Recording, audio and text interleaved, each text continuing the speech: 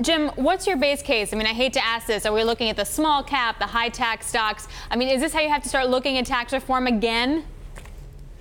I don't know if you really have to, because one of the things that is going on with the tax bill is that this has got to be done under the reconciliation rules, which means that there's really not going to be a tax cut. It's all going to be revenue neutral. We're just going to, cut some taxes. We're going to raise other taxes, and we're going to rearrange the deck chairs. And you could see that in things like the National Federation of Independent Businesses. When they asked them how important is tax cuts to you, only 17% said yes, 83% said no. And I don't think you'd interpret that as saying they don't want a tax cut. Of course, they all do. They just don't think they're going to get one. Oh, yeah, some of their taxes will go down and other of their taxes will go up.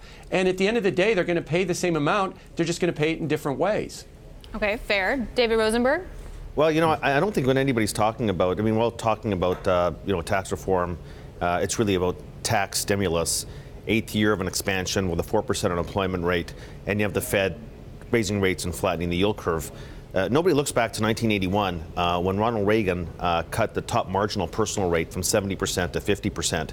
And how did the Fed respond at that point? They raised rates, flattened the yield curve, and to everybody's surprise, we had a recession after a monumental tax cut. What people aren't asking, and the appropriate question, is what is the Fed's reaction function? That is the elephant in the room. Because fiscal policy is not going to extend this cycle.